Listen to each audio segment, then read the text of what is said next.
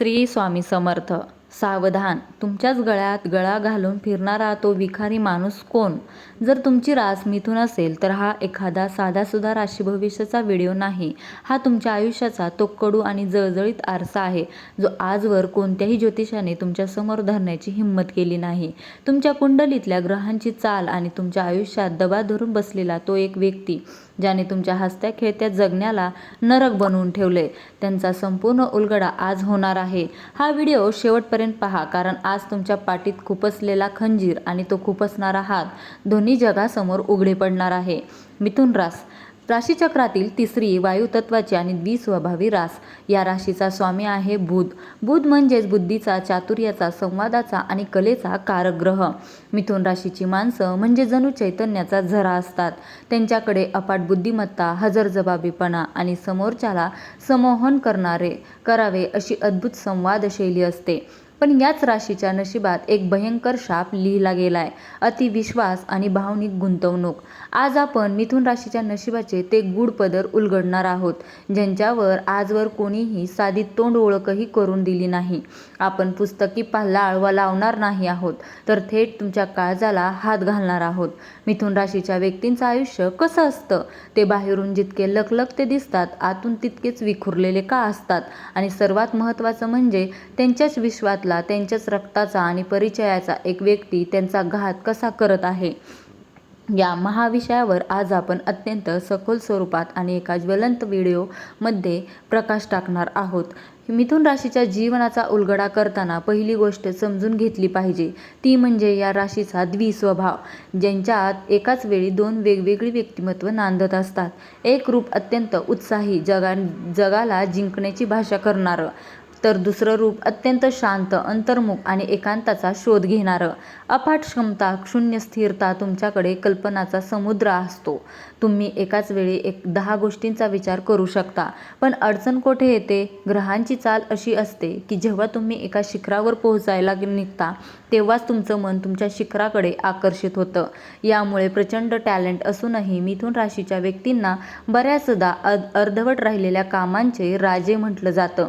शब्दांचे जादूगार पण भावनांचे गुलाम. तुम्ही शब्दांनी कोणालाही आपलंसं करू शकता.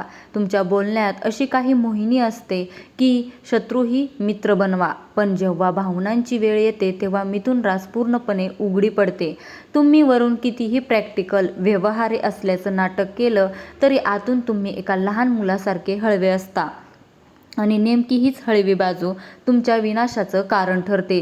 आता येऊयात त्या मुख्य मुद्द्यावर, ज्याने सध्या तुमच्या जगण्याचा थरकाप उडवला आहे. मिथुन राशीच्या जातका. तुमच्या कुंडलीतील राशाधिपती बुध सध्या ज्या गोचराच्या फेऱ्यातून जात आहे आणि तुमच्या व्यय 12व्या व षष्ठ 6व्या स्थानाची जी स्थिती आहे, ती स्पष्टपणे संकेत देत आहे की तुमच्या आयुष्यात एक अशी व्यक्ती सक्रिय आहे, जी तुमचा पद्धतशीर घात करत आहे. हा कोणी लांबचा शत्रू नाही. हा उघडपणे तलवार घेऊन समोर आलेला नाही. हा तर तुमच्या बिछाण्याशेजारी, तुमच्या कार्यालयातील शेजारच्या खुर्चीवर किंवा तुमच्या नातेवाईकांच्या गर्दीत लपलेला अदृश्य शत्रू आहे. आणि तो व्यक्ती कोण असू शकतो? तो तुमचा अत्यंत जवळचा मित्र असू शकतो, ज्याला तुम्ही तुमच्या आयुष्यातील प्रत्येक गुपितं सांगितली आहे.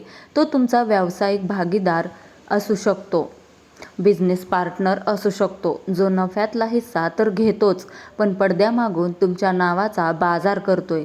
किंवा दुर्दैवाने तो तुमच्याच रक्ताच्या नात्यातील किंवा कुटुंबातील अशी व्यक्ती आहे, तिच्या प्रगतीसाठी तुम्ही स्वतःच रक्त आटवलं, पण आज तीच व्यक्ती तुमच्या अपयशाची वाट पाहत आहे. हा भाग अत्यंत काळजीपूर्वक ऐका आणि तुमच्या आयुष्याशी जोडून पहा.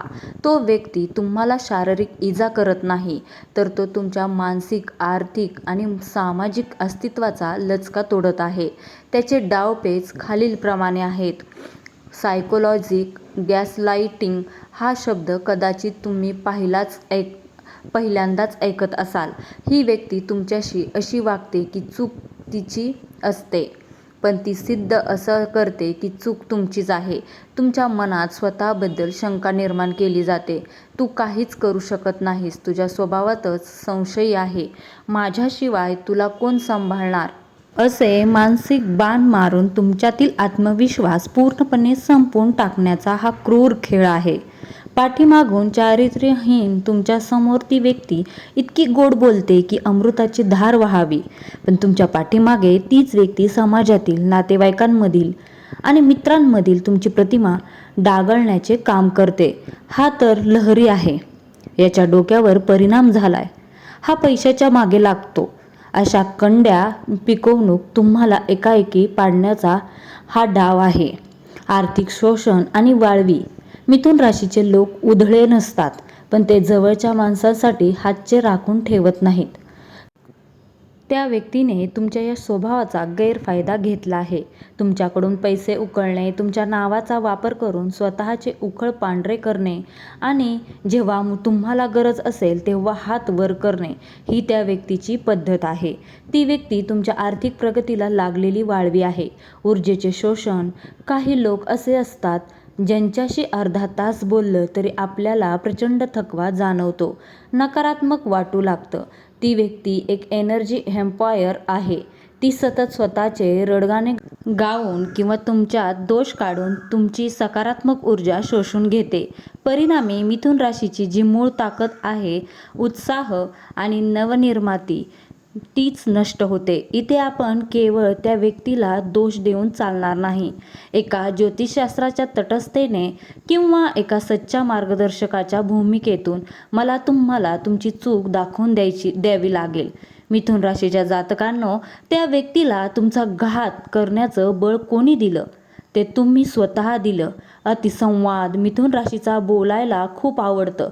तुम्ही उत्साहाच्या भरात किंवा दुःखाच्या भरात तुमच्या मनाचे कप्पे समोरच्या समोर उघडे करता.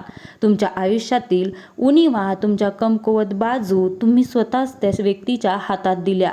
आता ती व्यक्ती त्याच माहितीचा वापर करून तुमच्यावर वार करत आहे.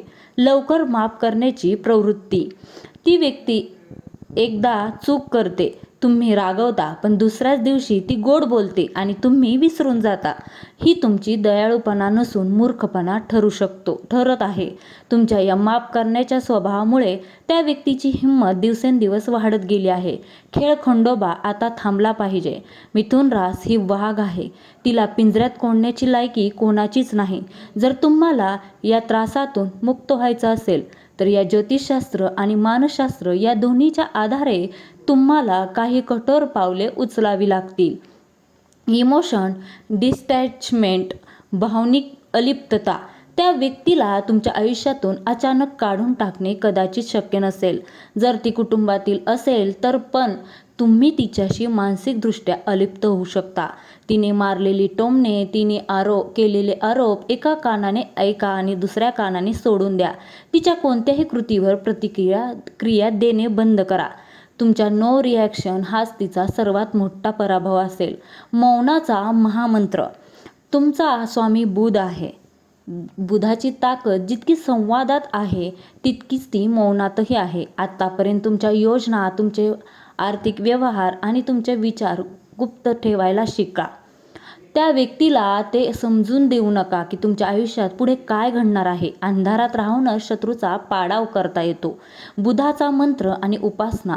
तुमची बुद्धी तीक्ष्ण करण्यासाठी आणि नकारात्मक ऊर्जेला दूर ठेवण्यासाठी दररोज ओम बु बुद्धाय नमः या मंत्राचा जप करा. शक्य असल्यास बुधवारी हिरव्या वस्तूंचे हिरवे मूग किंवा पालेभाज्या गरजू लोकांना दान करा. यामुळे तुमच्या कुंडलीतील बुध बलवान होईल आणि तुम्हाला त्या कपटी व्यक्तींची चाल ओळखायची दैवी दृष्टी मिळेल. मिथुन राशीच्या जातकांनो, हा व्हिडिओ तुमच्या डोळ्यात अंजन घालण्यासाठी होती. तुमच्या पाठीत खंजीर खुपसणारा तो व्यक्ती दुसरा कोणी नसून तुमच्या अतिविश्वासाचा फायदा घेणारा एक नराधम आहे. पण लक्षात ठेवा, मिथुन राशी ही फिनिक्स पक्षासारखी आहे. राखेतून पुन्हा भरारी घेण्याचं सामर्थ्य तुमच्या रक्तांमध्ये आहे. आजच त्या व्यक्तीचा मुखवटा ओळखा. स्वतःभोवती एक अशी अदृश्य भिंत उभी करा जी कोणतीही नकारात्मक भेदून नकारात्मकता भेदून आत येऊ शकणार नाही. तुमची दृष्टी, तुमचा चातुर्य आणि तुमची ऊर्जा आता स्वतःच्या प्रगतीसाठी वापरा.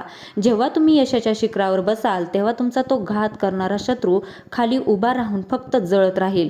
हाच विधात्याचा न्याय आहे. सावधान व्हा, खंबीर व्हा, कारण आता विजय तुमचाच आहे.